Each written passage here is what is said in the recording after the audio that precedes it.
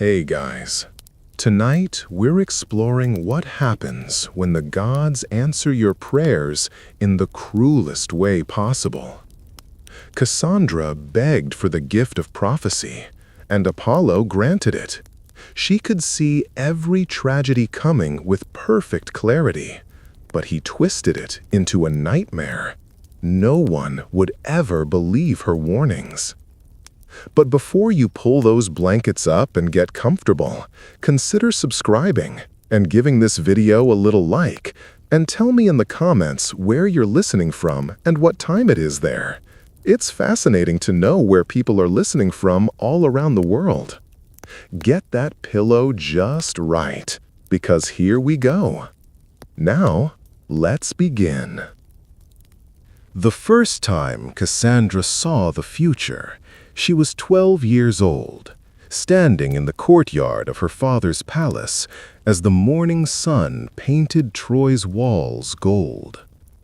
She had been feeding grain to the doves when suddenly the world shifted, like looking through water, and she saw flames where flowers should be.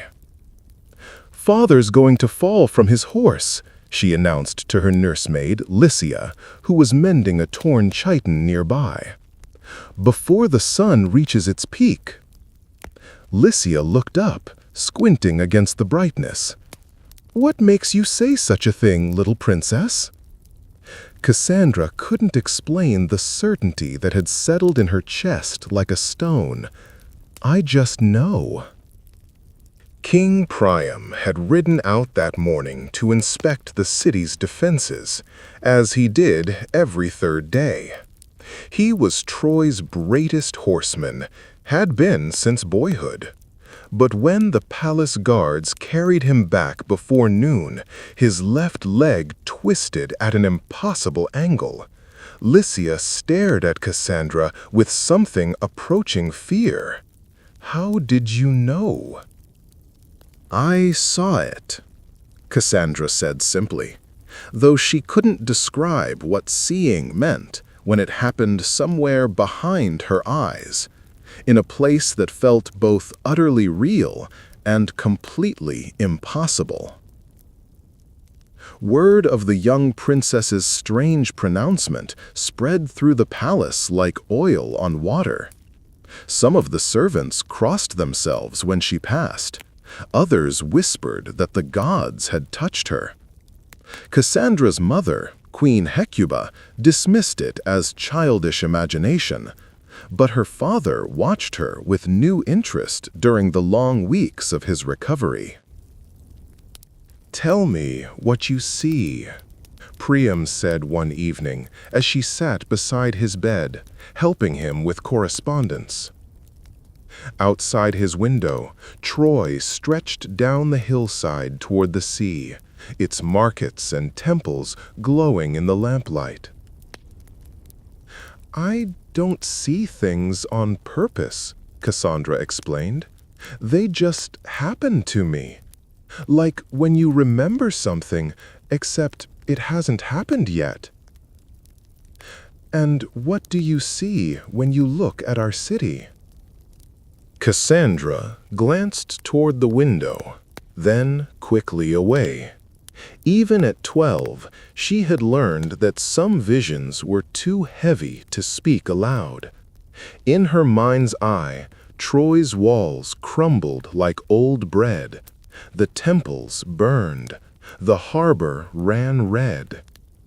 "I see that it's beautiful," she said instead, which was also true. Troy was the most magnificent city in the world, its walls built by the gods themselves, its towers reaching toward heaven like prayers made of stone. As the months passed, Cassandra's gift manifested in small ways that could be explained away or forgotten. She knew when it would rain, when ships would arrive, when the cook would burn the evening meal. She learned to keep most of her visions to herself, sharing only the harmless ones, the ones that made people smile rather than fear her. But the gift was growing stronger. On her 15th birthday, during the festival of Athena, Cassandra was chosen to tend the sacred fires in the goddess's temple. It was an honor reserved for the most devoted young women of Troy, and she took her duties seriously, rising before dawn to ensure the flames never died. It was there, in the pre-dawn darkness of the temple, that she first encountered Apollo. She was alone, as always during the early morning hours, when she felt a presence behind her. Not the familiar presence of the goddess, that was warm and steady, like standing near a hearth. This was something else entirely. Electric, dangerous, beautiful in a way that made her skin feel too tight. "You tend my sister's fire with such devotion," a voice said, warm as honey, smooth as river stones. "But have you never wondered what it would be like to tend mine?" Cassandra turned slowly, though part of her knew she shouldn't.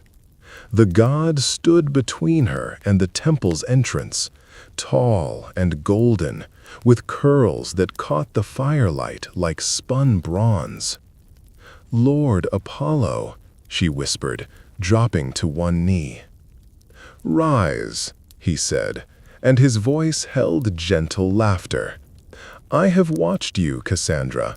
I have seen how the future whispers to you in fragments and shadows. How would you like to hear it sing instead?" She stood carefully, keeping her eyes downcast. Every child in Troy knew the stories of mortals who attracted divine attention. They rarely ended well for the mortal. "I'm honored by your notice, Lord, but I don't understand." Apollo stepped closer, and the air around him shimmered with heat. "Your gift is raw, untrained. You see glimpses, moments, scattered pieces of what's to come. I could change that. I could give you the power to see clearly, to understand the full tapestry of fate. You could become the greatest prophet who ever lived." The offer hung between them like incense smoke. Cassandra thought of all the times she'd been helpless, watching fragments of tragedy unfold, with no way to prevent them or even fully comprehend them. To see clearly, to understand, it was everything she'd ever wanted. "What would you ask in return?" she said quietly. Apollo's smile was radiant. "Only what you would give freely to any other man. Your love, your companionship. Share my bed, bear my children, and I will make you the most powerful seer in the world." Cassandra felt her heart hammering against her ribs. She had always known this moment would come. The moment when being a king's daughter meant her body and her future would become bargaining chips. She had simply hoped it would be her father doing the bargaining, not a god. But the gift he offered? "I accept your gift, Lord," she said carefully. "I would be honored to receive such power." Apollo's eyes blazed with triumph, and he reached toward her face. But Cassandra stepped back. "The gift," she said, "please, I would receive it now." Something flickered across the god's perfect features. Confusion, perhaps, or the first hint of annoyance. "The gift comes with the bond between us, sweet one. When you yield to me, when you accept me as your lover, then the power will flow through you like sunlight through crystal." "I see," Cassandra said quietly. And she did see, with a clarity that had nothing to do with prophecy. "Then I thank you for your generous offer, Lord, but I must decline." The temperature in the temple dropped 10 degrees in an instant. The sacred flames flickered and dimmed as if a cold wind had swept through the enclosed space, though the air remained perfectly still. Apollo's beautiful face transformed, divine features hardening into something terrible and alien. "You decline?" "I'm grateful for your attention, Lord," Cassandra said, fighting to keep her voice steady. "But I cannot accept your terms." "Cannot?" The god's voice carried the rumble of distant thunder. "Or will not?" "I will serve the gods faithfully all my days," she continued, backing toward Athena's altar. "I will tend the sacred fires and honor the festivals and offer prayers morning and evening. But my body is my own to give or withhold." Apollo laughed, and the sound was like glass breaking. "Your body? Child, you speak as if you have any real choice in this matter. I am offering you immortal glory. Mortals have died for far less consideration from the gods." "Then let them die," Cassandra said, and was surprised by the strength in her own voice. "I choose differently." For a long moment, God and mortal stared at each other across the sacred space. The flames on the altar danced higher, as if Athena herself was stirring. "You would reject me?" Apollo said softly. "Me?" "I reject your bargain, Lord, not you." "There is no difference." His voice was silk over steel now, dangerous in its quietness. "Very well, princess. You wish to keep your precious gift without paying its price? So be it." He stepped forward, moving faster than human eyes could follow, and before Cassandra could retreat further, his hands framed her face. His touch burned like fever, and she felt something vast and terrible flowing into her mind. "I grant you the gift of prophecy," Apollo whispered, his breath scorching against her skin. "You will see the future with perfect clarity. Every detail, every horror, every tragedy that awaits your beloved Troy." Power flooded through Cassandra like lightning through her veins. Suddenly, she could see, not glimpses and fragments, but everything. The full, terrible scope of what was coming. Troy's walls crumbling under Greek siege engines. Her brothers' bodies broken on the battlefield. Her father weeping over Hector's corpse.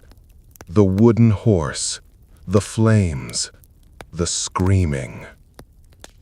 "No," she gasped, trying to pull away from the visions. Apollo's grip tightened. "Oh, but there's more, my dear. You will see all of this, and you will speak of it. You will warn and plead and beg them to listen. And do you know what will happen?" Through the torrent of images, Cassandra managed to meet his eyes. They were blazing with divine fury and petty satisfaction. "They will think you're mad," he whispered. "Every word you speak will sound like madness to mortal ears. Your own family will dismiss you. Your people will pity you. You will watch every horror unfold exactly as you foresaw, helpless to prevent any of it. And you will know that it could all have been avoided if just one person, just one, had believed you." He released her face and stepped back. The visions continued to pour through her mind, relentless as a river in flood.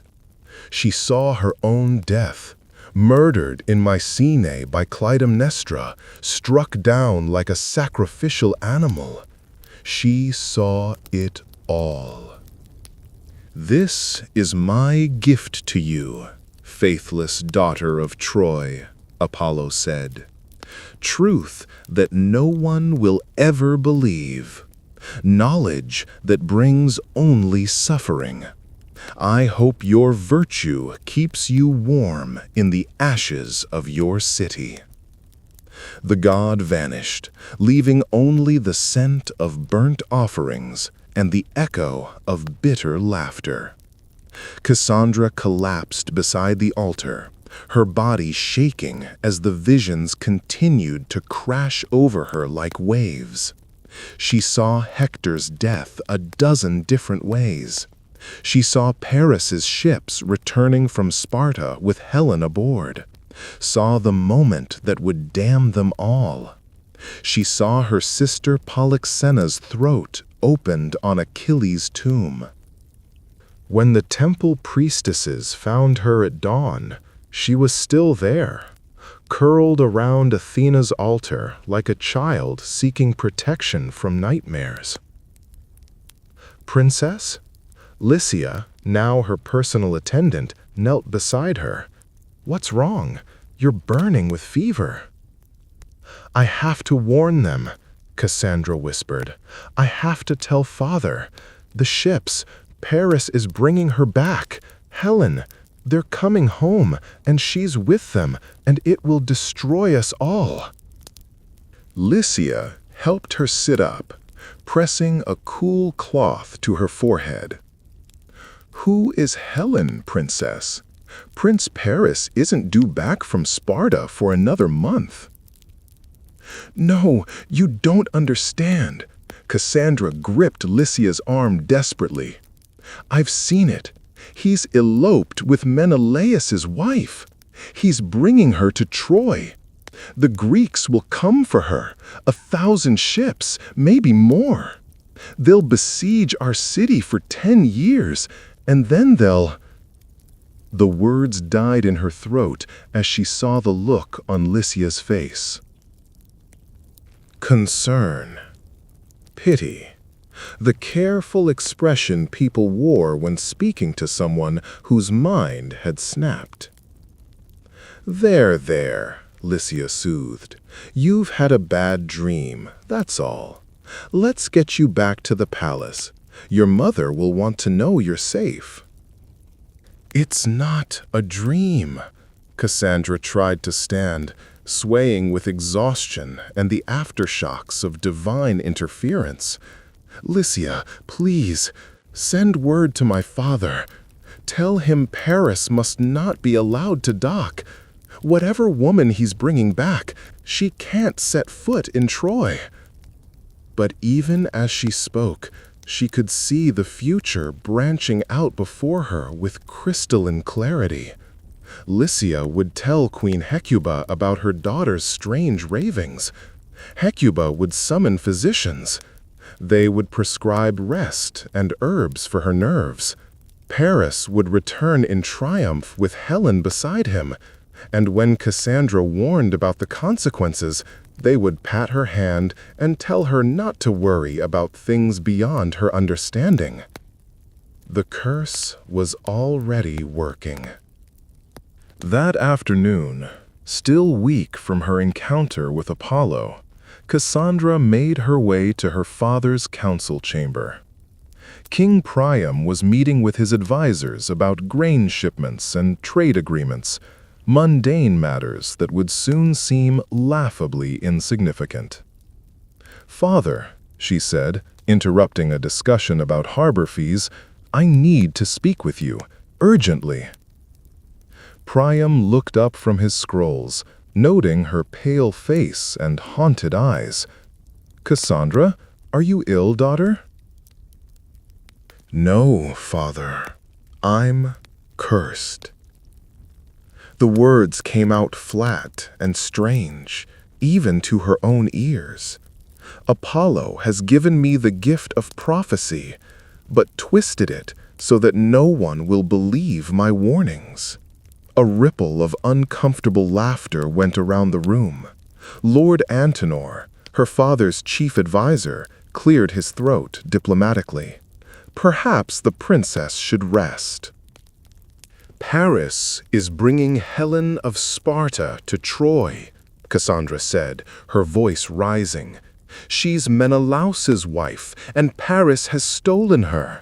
When the Greeks discover what he's done, they'll send a fleet that will darken the sea. They'll lay siege to our city for 10 years, and in the end, they'll take it through trickery. A wooden horse. They'll hide soldiers inside a wooden horse and leave it at our gates as an offering, and we'll bring it into the city ourselves." The silence that followed was deafening. Then Lord Antenor spoke carefully, as if addressing a dangerous animal. "Princess, your brother, Paris, is on a diplomatic mission to Sparta. He carries gifts from your father to King Menelaus. There is no woman with him except his usual retinue of servants." "He will have one when he returns," Cassandra said desperately. "Father, please, send fast ships to intercept him. Don't let him land in Troy with her." Priam rose from his chair and came around the table to take her hands. His touch was gentle, but she could see the worry in his eyes.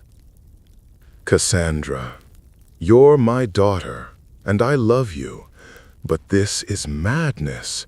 You're speaking of impossible things, fleets that don't exist, wars with no cause, wooden horses that make no sense. Has someone been filling your head with these stories?" "No one has to fill my head with them," she cried. "I can see them. I can see Hector dead, dragged behind Achilles' chariot. I can see you weeping over his body. I can see our walls broken and our temples burning, and—" "Enough." Priam's voice was sharp now, tinged with fear. Not fear of prophecy, but fear for his daughter's sanity. "Guards, escort Princess Cassandra to her chambers. Send for the physician, and send word to her mother." As the guards moved toward her, Cassandra felt the full weight of Apollo's curse settle over her like a burial shroud. She could see everything so clearly, the future spreading out before her in perfect, terrible detail. But she was powerless to change even the smallest part of it. The truth that nobody could hear had begun. 3 weeks later, Paris's ships appeared on the horizon, exactly as Cassandra had foretold. She watched from her tower window as the black-sailed vessels approached Troy's harbor, her heart hammering against her ribs like a caged bird. Beside the lead ship's figurehead stood 2 figures, her brother Paris, golden and laughing, and a woman whose beauty was visible even at this distance. Helen of Sparta. Helen who would become Helen of Troy. Helen who would destroy them all. "There," Cassandra whispered to Lycia, pointing toward the harbor. "Do you see her now? The woman I told you about?" Lycia squinted against the afternoon glare. "I see Prince Paris has returned safely, Princess. Praise the gods. Your father will be pleased. He's been worried since that strange dream you had." "It wasn't a dream." Cassandra's voice cracked with exhaustion. Since Apollo's visit, she had barely slept, haunted by visions that came in endless succession. She saw Greek ships blackening the horizon. She saw the siege towers rolling toward Troy's walls. She saw Achilles in his terrible glory, cutting through Trojan defenders like wheat before the scythe. "Look at her hair," Cassandra said, though she knew it was useless. "Look how it catches the light. That's Helen, daughter of Zeus, wife of Menelaus, the face that will launch 1,000 ships." But when Lycia looked, she saw only a woman traveling with the prince, perhaps a servant or a diplomatic gift from the Spartan court. The curse ensured that no one could perceive the truth of what Cassandra revealed, no matter how obvious it became. By evening, Paris had docked and made his way to the palace with great fanfare. The reunion feast was already underway when Cassandra finally forced herself to join the celebration. She needed to see Helen face to face to understand fully what they were dealing with. The great hall blazed with torchlight and laughter. Paris sat at the high table beside their father, regaling the court with tales of Spartan hospitality and successful negotiations. And there, in a place of honor typically reserved for foreign dignitaries, sat the most beautiful woman Cassandra had ever seen. Helen was more than beautiful. She was luminous, as if lit from within by divine fire. Her honey-colored hair fell in waves around shoulders white as marble. Her eyes were the blue of deep water, and when she smiled, which she did often, the entire room seemed to brighten. She wore a gown of Spartan purple silk that must have cost more than most families earned in a lifetime. "Father," Cassandra said, approaching the high table, "who is our honored guest?" King Priam looked up, wine-flushed and happy. "Ah, Cassandra, come, let me introduce you to Lady Helen. She has come to Troy seeking sanctuary." "Sanctuary from what?" Cassandra asked, though she already knew. Helen rose gracefully, extending her hand. When she spoke, her voice was honey and silver bells. "From an unfortunate marriage, Princess. Your brother has been kind enough to offer protection." "Protection?" Cassandra repeated. Around the hall, the conversation continued normally. No one seemed to find it strange that the most beautiful woman in the world had appeared in their midst, claiming to need sanctuary from the most powerful king in Greece. Lady Helen was unhappy in Sparta, Paris explained, his arm draped possessively around Helen's waist. King Menelaus treated her poorly. When I offered to bring her somewhere safe, she accepted gratefully. Cassandra stared at them, her foolish brother with his lovesick smile, and Helen with her knowing eyes. Because Helen's eyes did know. Whatever spell or divine intervention prevented others from seeing the truth, Helen herself was fully aware of what she was. "How long do you plan to stay in Troy?" Cassandra asked carefully. Helen's smile never wavered. "Oh, I think I'll be here quite a long time, Princess. Your city is so beautiful. so well defended. It seems like the sort of place that could withstand any siege. The casual way she said it, siege, made Cassandra's blood run cold. Helen knew exactly what was coming. More than that, she was looking forward to it. "Father," Cassandra said, turning back to Priam, "this woman is Menelaus's wife. Not his former wife, not his estranged wife, his current legal wife. By harboring her, we're committing an act of war against Sparta and all her allies." The hall fell silent. Then Paris laughed, a sound like breaking glass. "Sister, your imagination grows more vivid by the day. This is Lady Helen of Troy now. She came here of her own free will, seeking refuge from an abusive husband. We would be violating guest right to turn her away." "She's lying!" Cassandra's voice rose above the comfortable murmur of the feast. "She's Menelaus's queen, and she's been stolen from his court. Can't any of you see what's happening here?" But when she looked around the hall, all she saw were worried faces and pitying glances.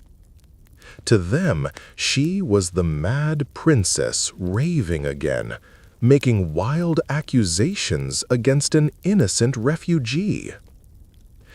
"Cassandra," Priam said gently, "perhaps you should retire for the evening. You seem overwrought." "I'm not overwrought. I'm trying to save all of you." She whirled to face Helen directly. Tell them who you really are. Tell them what's coming." Helen met her gaze calmly, still smiling that perfect, terrible smile. "I'm afraid I don't know what you mean, Princess. I'm simply a woman, grateful for your family's kindness." "The ships will come within the month," Cassandra said desperately. "Menelaus will send word to his brother Agamemnon. Agamemnon will call in every debt and alliance from Ithaca to Crete. They'll come in their hundreds, their thousands. Achilles will come, Ajax, Odysseus. All the heroes of Greece united in their desire to retrieve what was stolen." "Stolen?" Paris stood abruptly, his hand moving to his sword hilt. "Sister, you go too far. Lady Helen came with me willingly." "Because you seduced her, because you made her promises you can't keep and filled her head with romantic nonsense about running away together." Cassandra turned back to her father. "Father, please, I know you think I'm mad, but I'm begging you. Send her back to Sparta. Give Menelaus gold and apologies and whatever else he wants, but don't let her stay in Troy." For a moment, she saw uncertainty flicker across Priam's weathered features. He was a wise king, experienced in the ways of politics and diplomacy. Some part of him, the part that had survived decades of rulership through cunning and careful calculation, was whispering that his daughter might not be entirely wrong. But then Helen laughed, a sound like silver wind chimes, and the moment passed.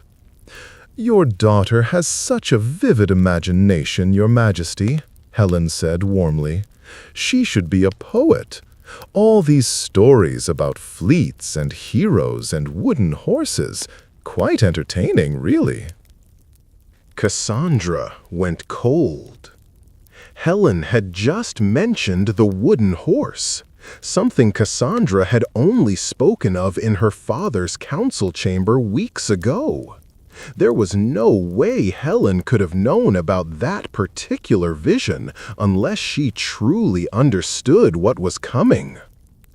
"You heard me," Cassandra whispered. "When I warned Father about the wooden horse, you heard me. You know what you are. You know what you'll bring down on this city." Helen's smile never wavered, but her eyes were ancient and terrible. "I'm sure I don't know what you mean, dear princess. Perhaps you should rest. All this excitement must be exhausting." Around them, the feast continued. Servants poured more wine. Musicians struck up a cheerful tune. Paris gazed at Helen with the expression of a man who had found his destiny and embraced it willingly.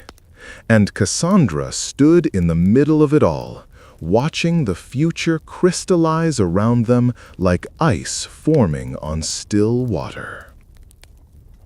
She tried once more, her voice cracking with desperation. 10 years! That's how long the siege will last. 10 years of death and suffering and starvation. And in the end, when all the heroes are dead and all the songs are sung, they'll take the city anyway, through deception, through the one thing none of you will see coming. "Enough," Priam said, and this time his voice carried the authority of absolute kingship. "Guards, escort Princess Cassandra to her chambers, and tomorrow I want the court physician to examine her thoroughly. This madness has gone on long enough." As the guards moved toward her, Cassandra met Helen's gaze one final time.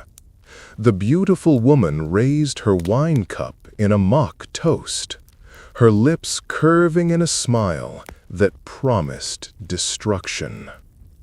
The truth that nobody could hear was about to become the truth that would destroy the world. The first Greek ships arrived on a morning when the sea was calm as polished bronze. Cassandra had been awake since before dawn, pacing her tower room like a caged animal, watching the eastern horizon. She knew they were coming, had seen it in dreams that felt more real than waking, but the sight of those black dots growing larger against the pale sky still made her stomach clench with dread. "Lycia!" she called, her voice sharp with urgency. "Lycia, come quickly!" Her attendant appeared in the doorway, hair still mussed from sleep. "Princess, what's wrong?" "Look." Cassandra pointed toward the harbor. "Count the ships. Tell me what you see." Lycia joined her at the window, squinting into the distance. After a moment, she shrugged. "I see perhaps a dozen vessels, Princess, probably merchant ships, though they're flying war banners. Strange for traders, but—" "Not traders," Cassandra interrupted. "Those are Spartan warships. Menelaus has come for his wife." "His wife?" Lycia looked puzzled. "But, Princess, King Menelaus has no wife in Troy. You must mean—" "Helen." The name tasted like ashes in Cassandra's mouth. "The woman my brother calls Lady Helen of Troy. She is Queen Helen of Sparta, and her husband has come to take her home." Even as she spoke, Cassandra could see the familiar blank look settling over Lycia's features. The curse was working its cruel magic, making her words sound like the ravings of a madwoman, even as the evidence sailed toward their harbor in full view. "Princess," Lycia said gently, "perhaps you should eat something. You've been having those nightmares again, haven't you?" Cassandra closed her eyes, fighting back tears of frustration. She had lived with Apollo's curse for 3 months now, and it never got easier. If anything, it grew worse each day, the isolation more complete, the sense of helplessness more crushing. "Send word to my father," she said quietly. "Tell him foreign warships approach the harbor under Spartan colors. Tell him King Menelaus requests an audience. Of course, princess, though I'm sure it's just a diplomatic visit, nothing to worry about." Nothing to worry about. Cassandra watched the ships draw closer and saw the future unfurling like a blood-red banner. This was just the beginning. A dozen ships where soon there would be 1,000. Menelaus had come to negotiate first, as honor demanded. But when Troy refused to surrender Helen, when Priam stood by his son's decision to harbor the stolen queen, then the real war would begin. By midday, the Spartan delegation had landed and been escorted to the palace under heavy guard. Cassandra positioned herself in the gallery above the throne room, where she could observe without being seen. Below, her father sat on his ivory throne, magnificent in his royal robes, flanked by Paris and Hector and the rest of his sons. Helen stood beside Paris, radiating serene beauty, apparently unconcerned by the arrival of her husband. King Menelaus strode into the hall like a man ready for war. He was older than Cassandra remembered from the diplomatic visits of her childhood. His red hair now streaked with silver, his face weathered by sun and salt spray. But his eyes burned with the fury of a man whose honor had been trampled. "Priam of Troy," he said, his voice carrying clearly through the vast chamber. "I come to you under the sacred laws of hospitality, seeking the return of what was stolen from my house." "King Menelaus," Priam replied formally, "you are welcome in Troy, as always. But I confess I do not understand your words. Nothing has been stolen from Sparta by any Trojan hand." Menelaus's jaw tightened. "Do not insult my intelligence, old friend. You know why I am here." His gaze moved to Helen, and for a moment, naked pain flickered across his features. "My wife stands at your son's side, dressed in Trojan silk, wearing Trojan gold. Would you have me believe she came here of her own accord?" "She did." Paris stepped forward, his hand resting on his sword hilt. "Lady Helen sought sanctuary in Troy, fleeing an unhappy marriage. I merely offered protection to a woman in need." "Protection?" Menelaus laughed harshly. "You call it protection when you seduce another man's wife in his own palace? When you steal her away in the night like a common thief?" "I stole nothing," Paris shot back. "Helen came willingly. Ask her yourself." All eyes turned to Helen. She stood perfectly still, beautiful and terrible as a statue of Aphrodite, seeming to consider her words carefully.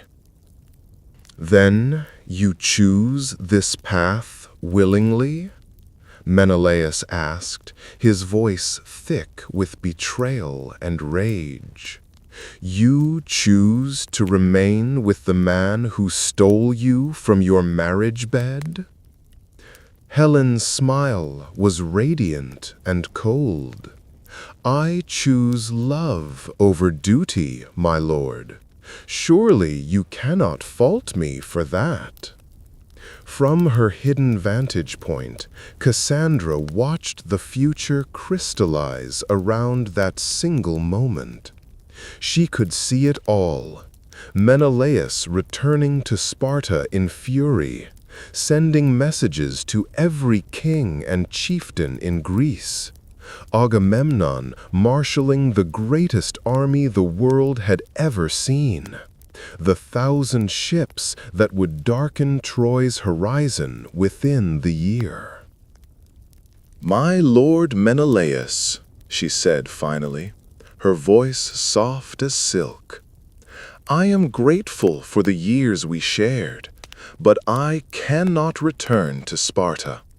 My heart belongs to another now." The words fell into the throne room like stones into still water.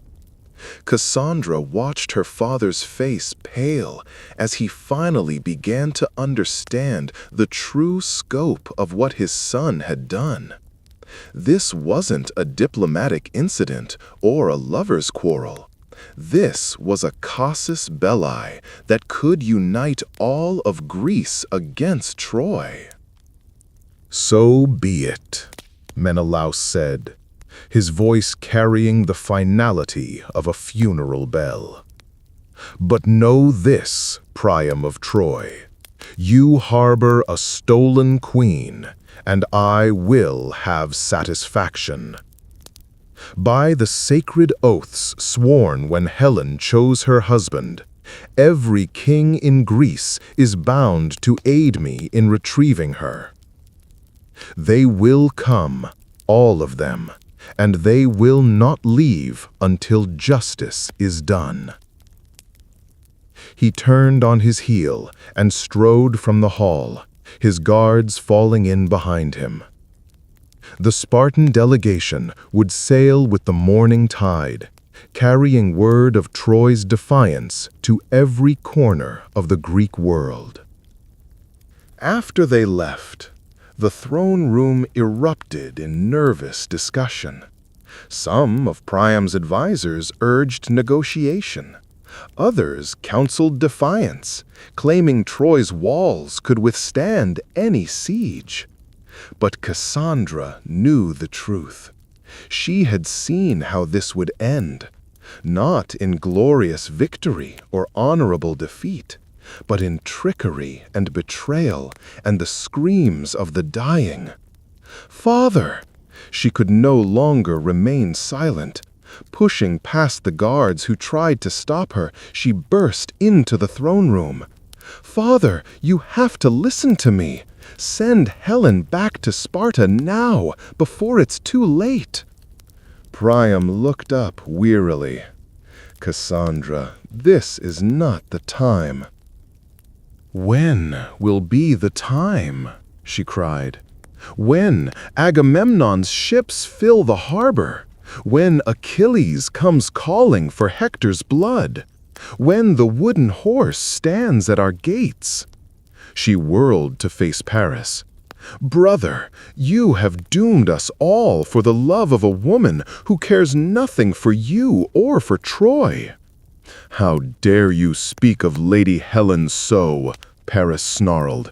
"You know nothing of love, sister, nothing of sacrifice." "I know everything," Cassandra's voice broke. "I've seen it all. Hector will die first. Achilles will kill him in single combat and drag his body around the city walls. Then Patroclus will die. Then Ajax. Then Achilles himself. One by one, all the heroes will fall. The siege will last 10 years. And in the end, they'll take the city with a wooden horse filled with soldiers. Our people will die screaming in their beds. And you," she pointed at Helen, "you will sail home to Sparta as if none of this ever happened." The silence that followed was deafening.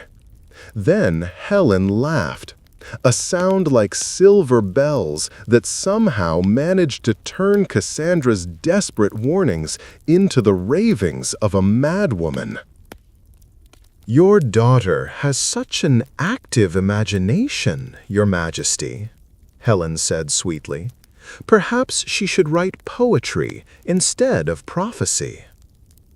And just like that, the moment was lost.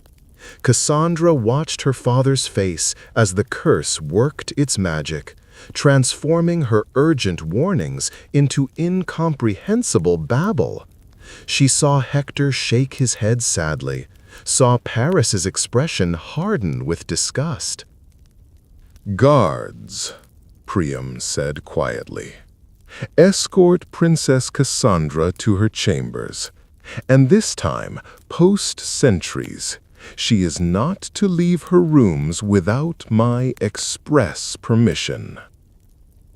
As they led her away, Cassandra caught Helen's eye one last time.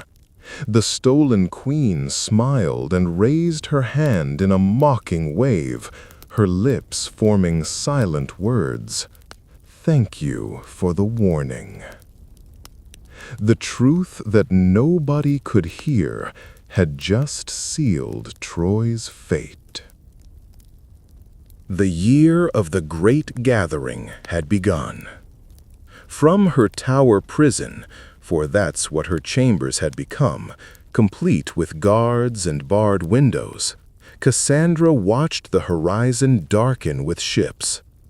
They came in waves, these vessels of war, flying the banners of kingdoms she had only heard of in songs.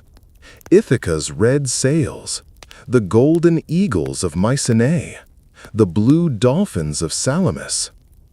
Each day brought more, until Troy's harbor could no longer hold them all, and they stretched along the coastline like a forest of masts. "How many now?" she asked Lycia during the morning meal, though she already knew the answer. "Ships, princess?" Lycia set down the tray of bread and honey, glancing toward the window with studied indifference. "Oh, there are quite a few merchant vessels anchored offshore. Your father says it's good for trade." "Trade?" Cassandra nearly laughed at the bitter irony. Those weren't merchants gathering beyond their walls.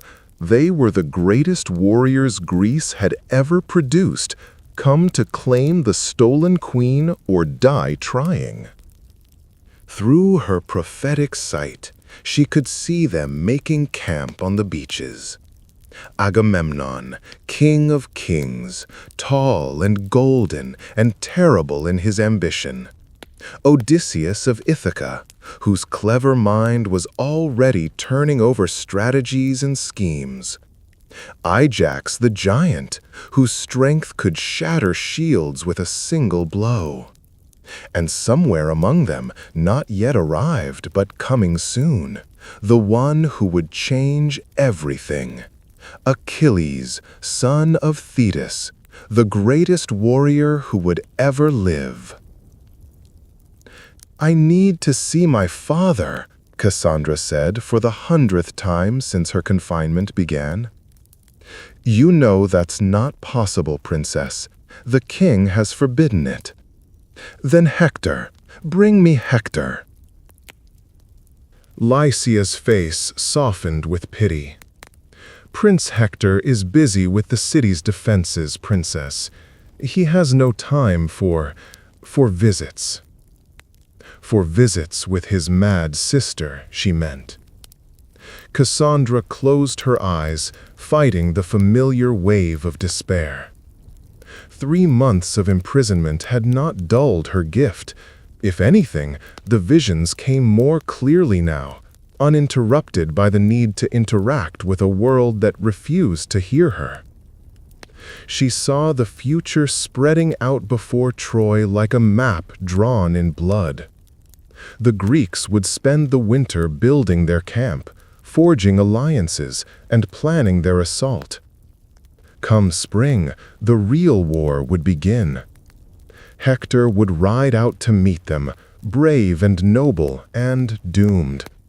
He would win early victories, driving the invaders back to their ships, and for a brief, shining moment, Troy would believe itself invincible. Then Achilles would arrive. "Lycia," she said quietly, "do you remember the stories your grandmother used to tell?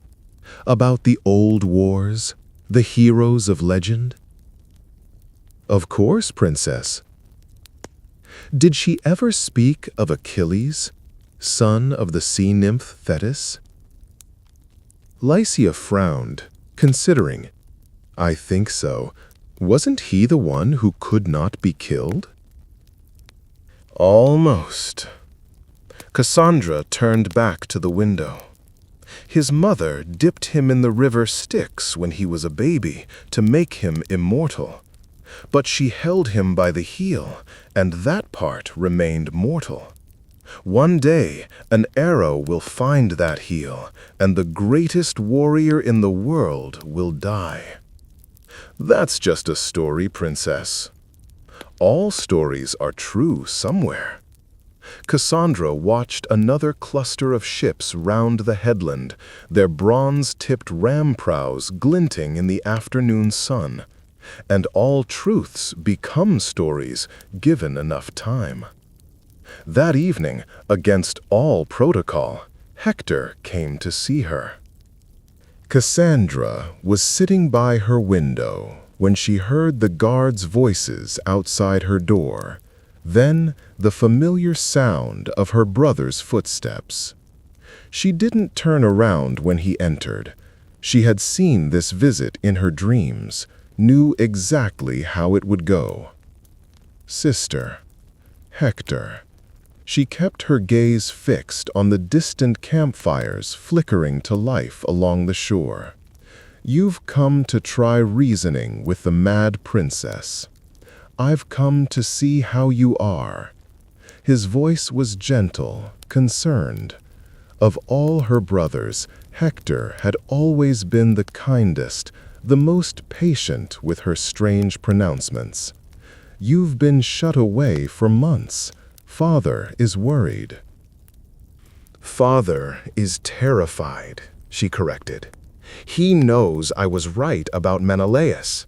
He knows the ships gathering out there aren't merchants come to trade.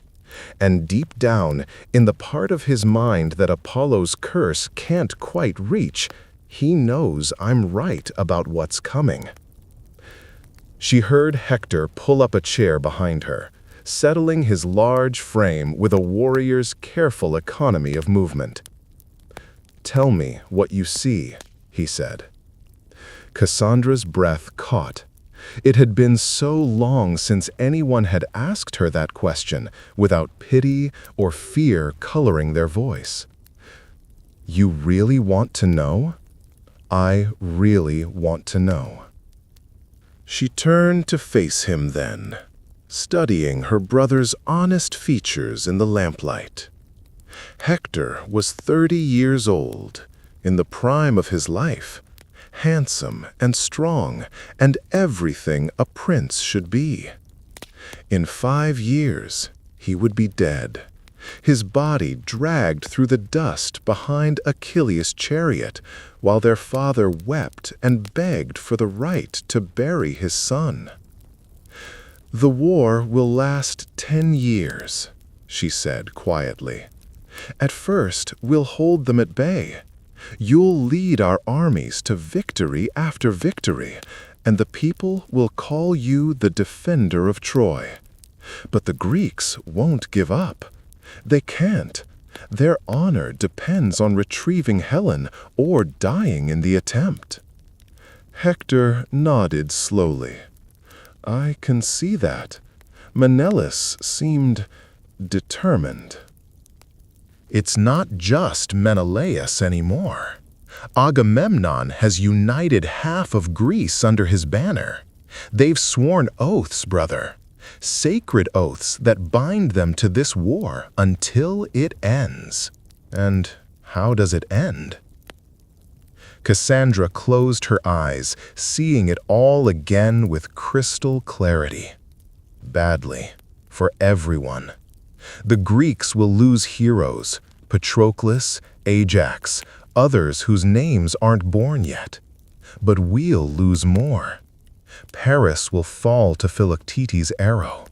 You'll die fighting Achilles in single combat. And Achilles? He'll die too. An arrow guided by Apollo himself, striking the one spot where he can be hurt. She opened her eyes and found Hector watching her with the focused attention of a man trying to solve a puzzle. But it won't matter. By then, Odysseus will have thought of his plan. The wooden horse you mentioned before. Yes, a great wooden horse, hollow inside, filled with warriors. They'll leave it outside our gates as an offering to Athena, pretending to sail away in defeat. And we'll bring it inside the city ourselves, so proud of our victory that we won't question the gift. Hector was quiet for a long moment, his warrior's mind turning over strategies and possibilities. Could we prevent it? He asked finally. If we knew what to look for, if we prepared for trickery instead of honest battle. Cassandra felt her heart break a little. This was the cruelest part of Apollo's curse.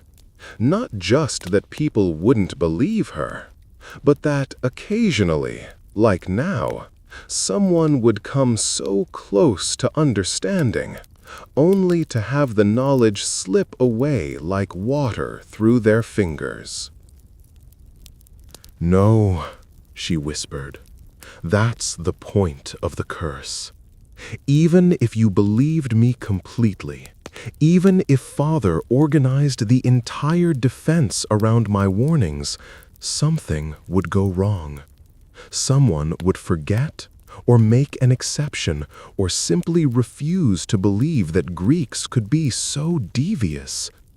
Apollo made sure that my knowledge would be useless, worse than useless, because it lets me see exactly how everything will go wrong."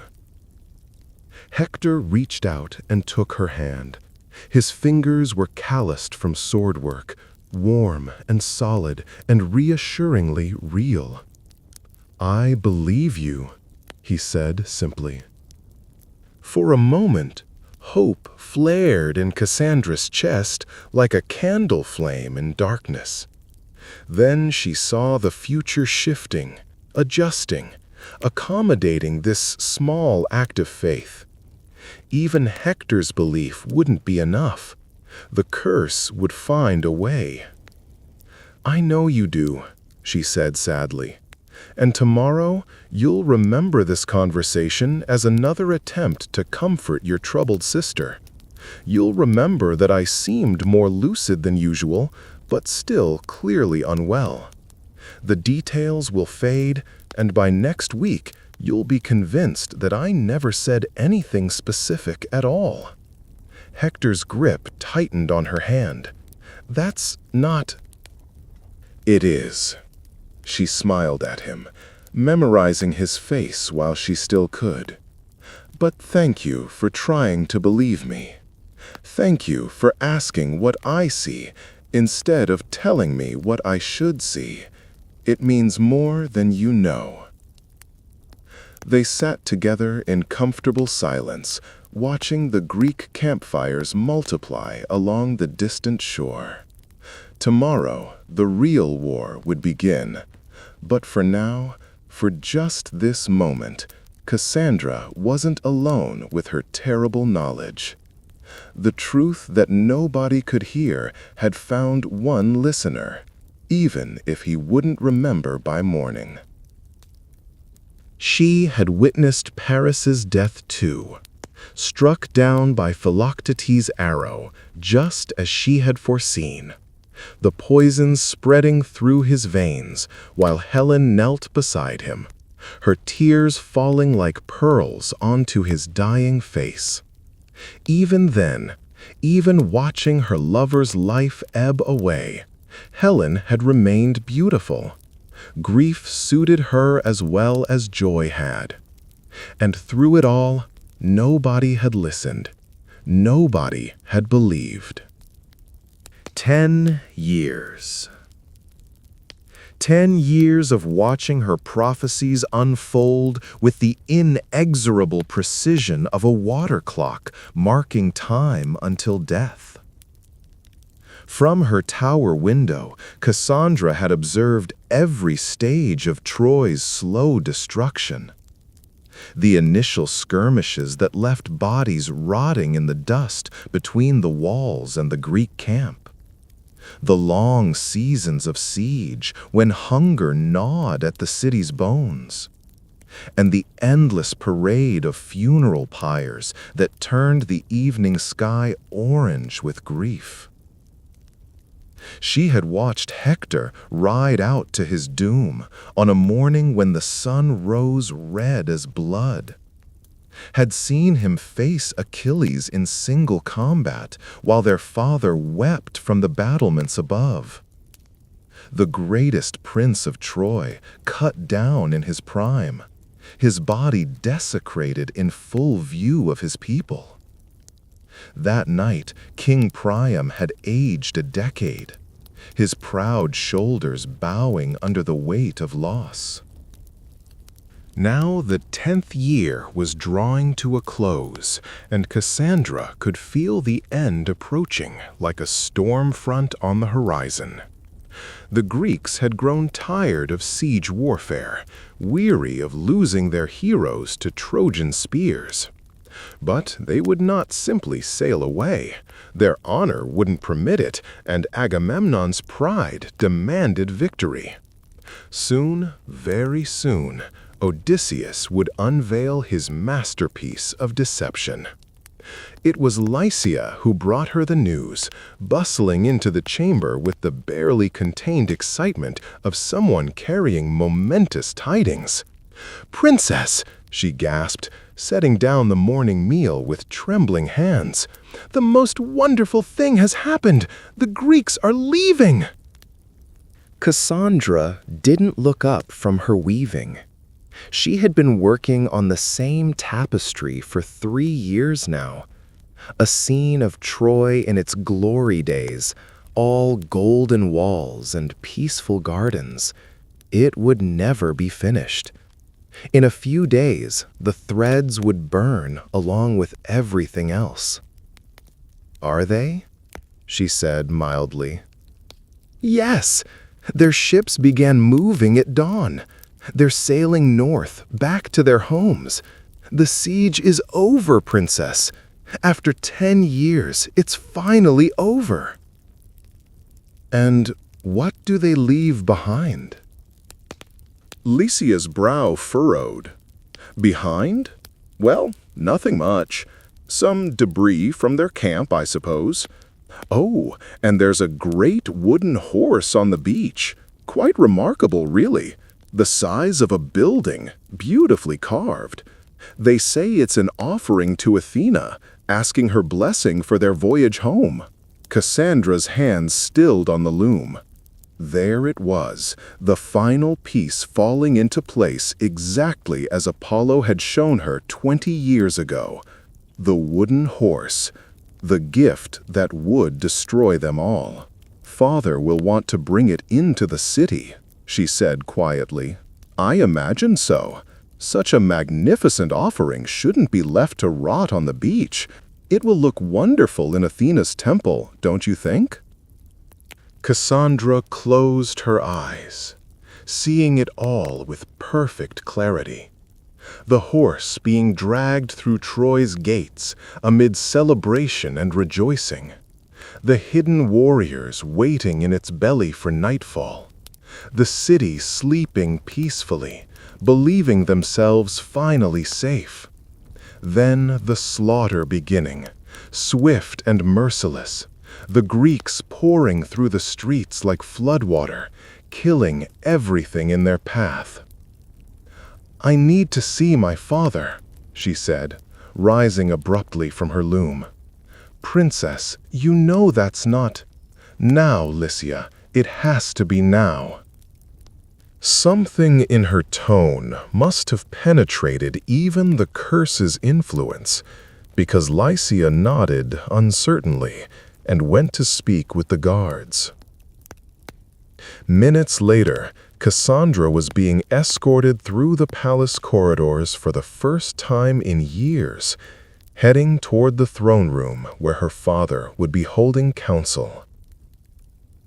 The palace was alive with celebration.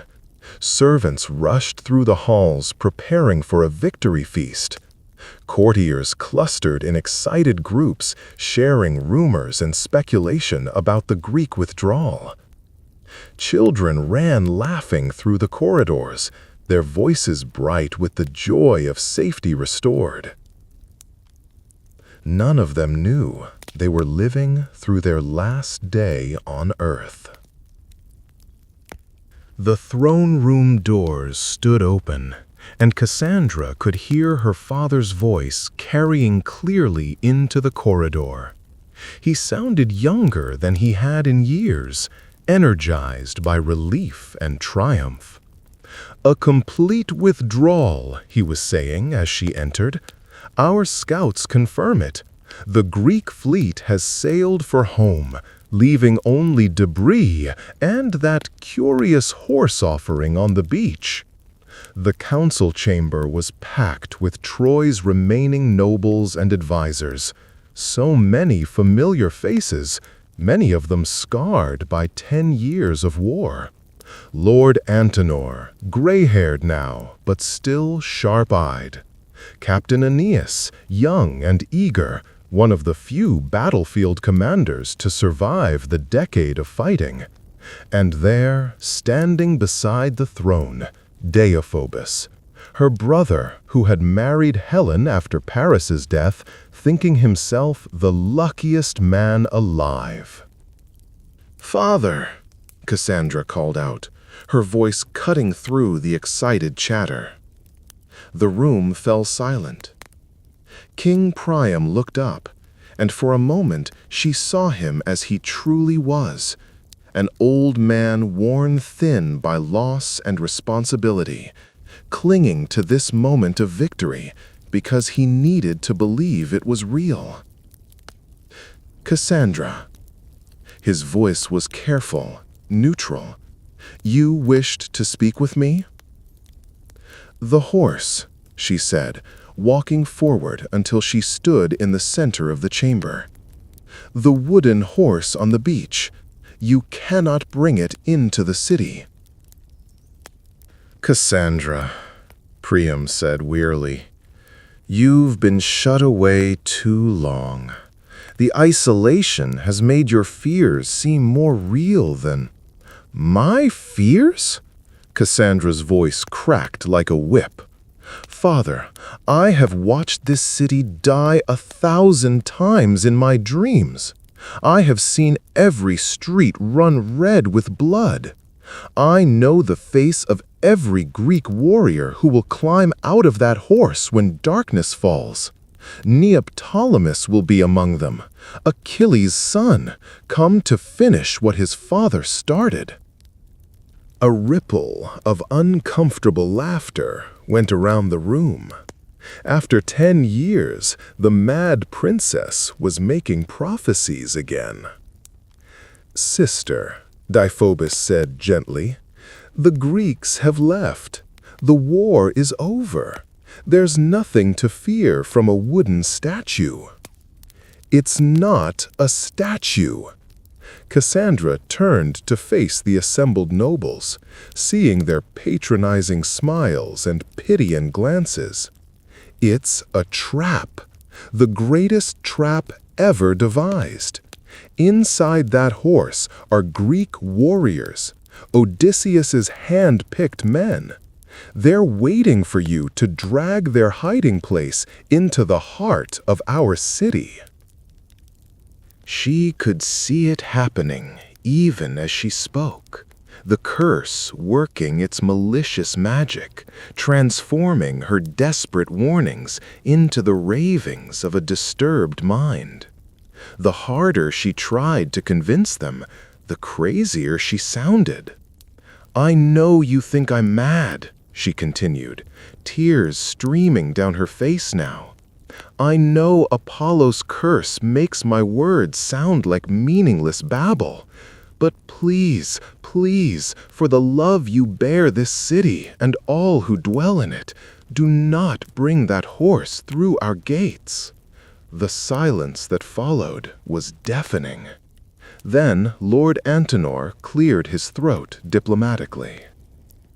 "Perhaps, Your Majesty, we should examine the horse carefully before bringing it inside. Post guards, check for—" "Check for what?" Deiphobus laughed. "Tiny soldiers hiding in a wooden belly?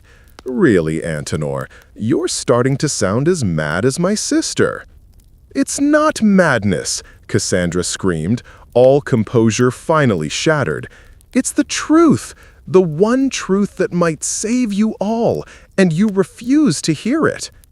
She whirled to face her father one last time. "When you see the flames rising from our temples, when you hear our people screaming in the streets, when the Greeks come for you with bloody swords, remember this moment. Remember that your daughter tried to save you." She turned and walked from the chamber, her guards falling in behind her. As she reached the door, she heard Priam's voice, heavy with sorrow and resignation. "Bring the horse into the city. Place it in Athena's temple with all due ceremony. And increase the guard on my daughter's chambers. I fear her madness is getting worse." That night, as the celebration raged in the streets below, and the wooden horse cast its long shadow across Athena's temple courtyard, Cassandra sat in her tower room and waited for the end. She had done everything she could, spoken every warning, pleaded with every person who might listen. The truth that nobody could hear was about to become the truth that destroyed them all. In a few hours, when the city slept and the hidden warriors emerged from their wooden womb, Troy would burn. And Cassandra, daughter of Priam, prophet of Apollo, would finally be proven right, though there would be no one left alive to acknowledge it. The curse was nearly complete. There was a time when humans knew only water, milk, and the juice of fruits that spoiled within days.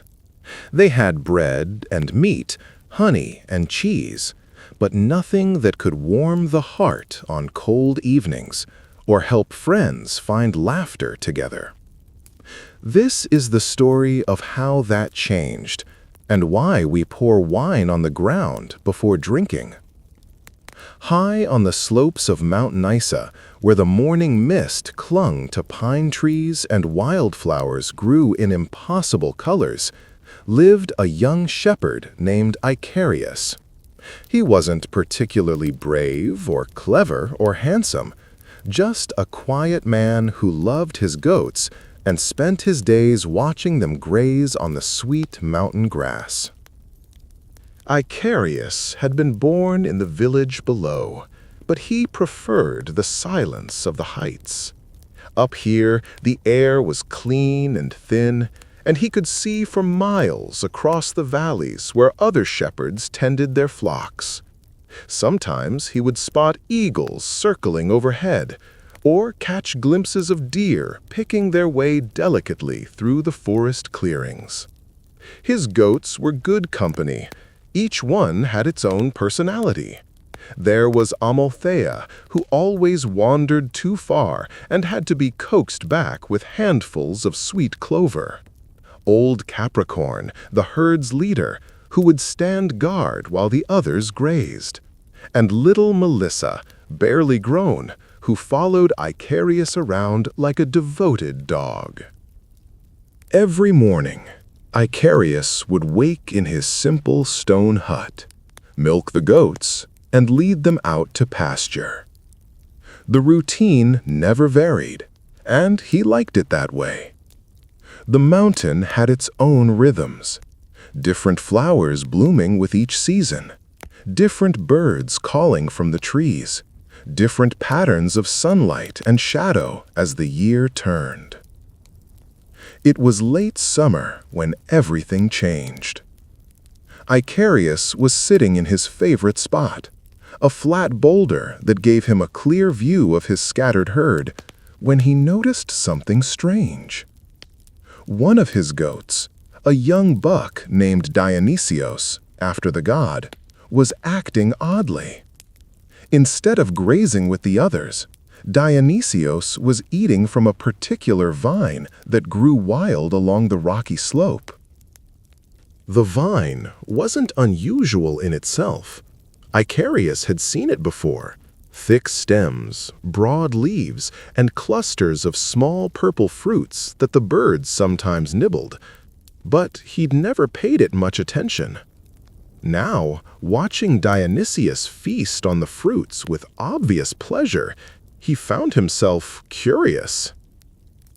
The goat was definitely enjoying himself. He kept returning to the vine, eating fruit after fruit, and his movements were becoming different, looser, more playful. At one point, Dionysius actually seemed to be dancing, prancing around in circles with what looked like pure joy. "What have you found there, old friend?" Icarius asked, walking over to investigate. The vine was heavy with ripe fruit, deep purple clusters that hung like jewels among the green leaves. The fruits were plump and sweet-smelling, with a rich aroma unlike anything Icarius had encountered. When he touched one, juice stained his fingers a beautiful dark red. He tried a small fruit. It was sweet, but with a complexity that surprised him. Layers of flavor that seemed to change as he chewed. There was something warming about it, something that made his chest feel light and his worries seem smaller. Icarius ate another fruit, then another. Soon he understood why Dionysius had been so enthusiastic. The fruits were delicious, but more than that, they made him feel different, happier, more at peace with the world. The afternoon sun seemed warmer, the mountain air fresher, the sound of his goat's bells more musical. That evening, he gathered a large basket of the fruits and took them back to his hut. He wasn't sure why, just a feeling that they were important somehow, that he shouldn't let them go to waste. Over the next few days, strange things began to happen. The fruits in his basket started to change.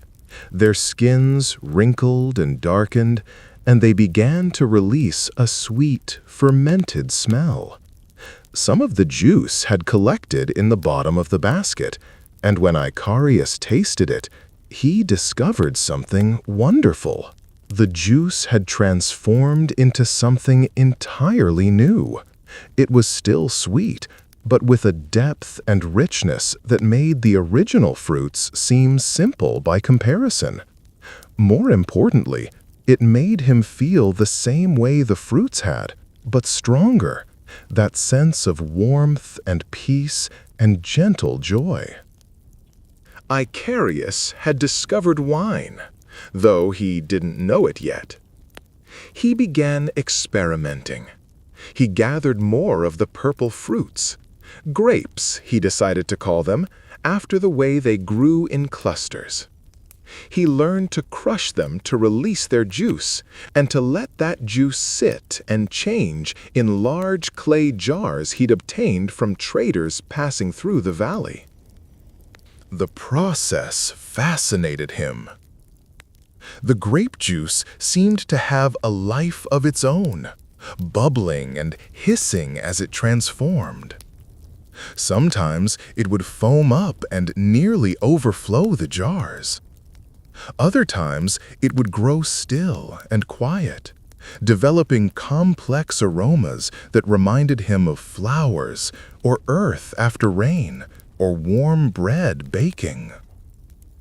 Winter came, and Icarius spent the cold months tending his mysterious fermenting jars, learning their rhythms and moods.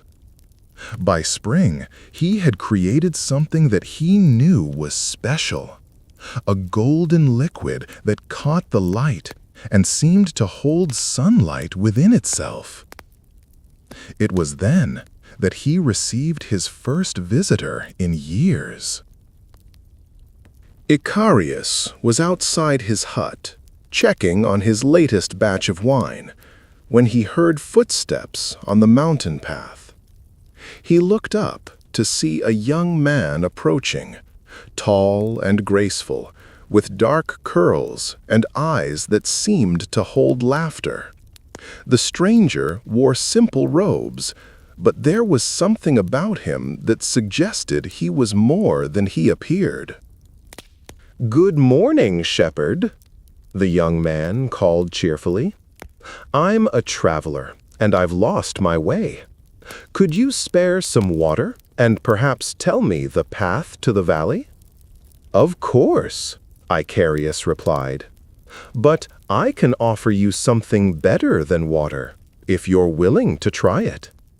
The stranger's eyes lit up with curiosity. "Oh, what might that be?" Icarius brought out a cup of his golden wine and offered it to the traveler.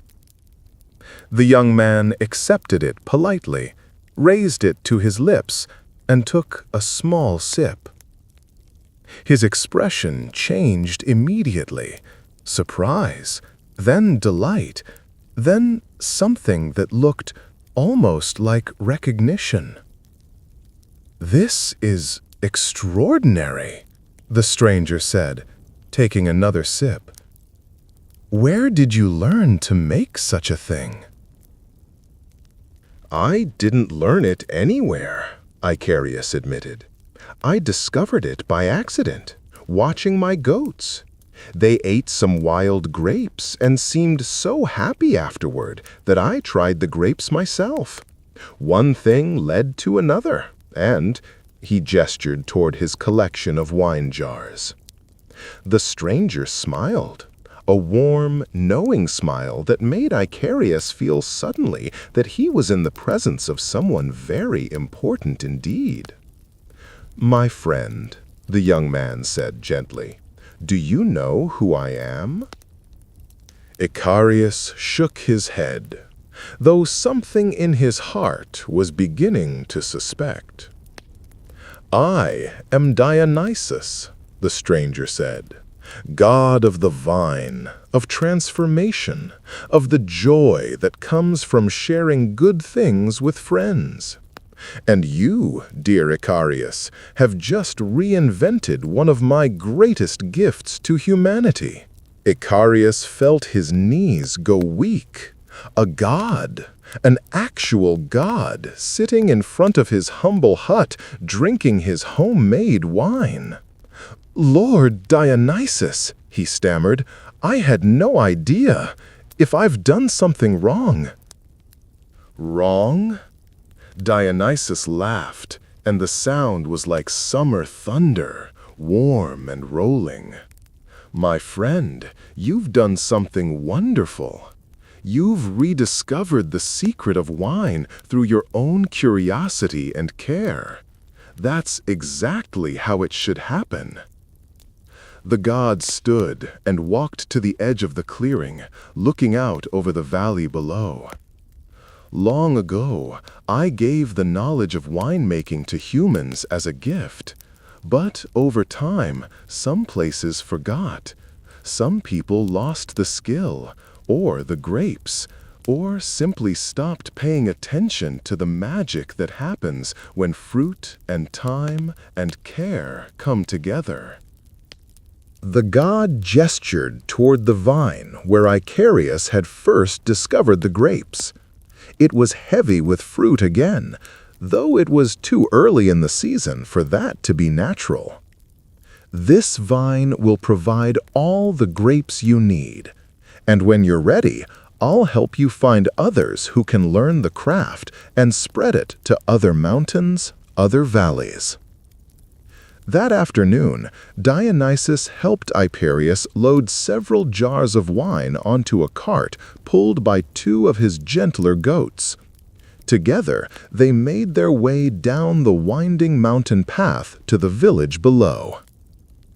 The first person they met was the village baker, a woman named Demeter, who had known Icarius since childhood. She was surprised to see him. He rarely came down from his mountain, and curious about his strange cargo. "What brings you to the valley, Icarius?" she asked. "I have something to share," he replied, and poured her a cup of his golden wine. Demeter tasted it cautiously, then with growing wonder. What is this?" "Wine," Icarius said, "made from wild grapes that grow on the mountain. I thought you might like to try it." Word spread quickly through the village. People gathered around Icarius's cart, tasting his wine, marveling at its flavor and the warm, happy feeling it brought. Someone brought bread to share with it. Someone else brought cheese. Before long, an impromptu festival had broken out in the village square. Dionysus, still disguised as a simple traveler, watched from the edge of the crowd with satisfaction. This was exactly what wine was meant to do: turn strangers into friends, transform ordinary moments into celebrations, help people remember what they had to be grateful for. As the sun set and the wine flowed, the villagers began to sing. Old songs at first, then new ones made up on the spot. They told stories and shared jokes and talked about their dreams for the future. Children who had been shy found their voices.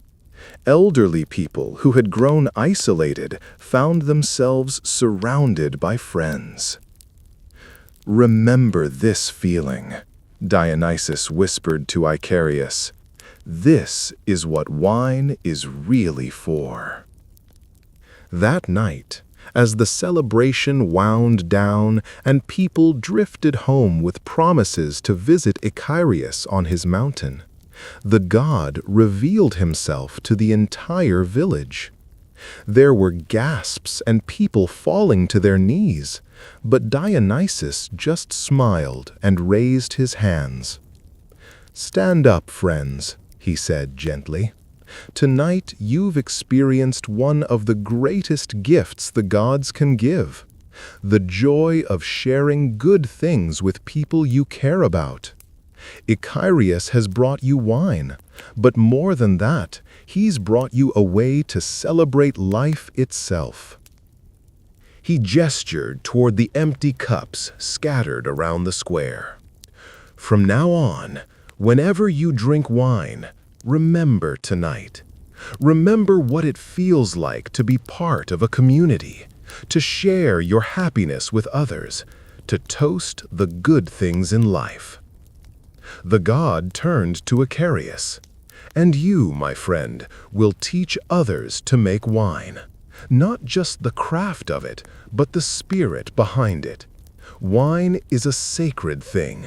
Treat it that way, and it will bring nothing but joy."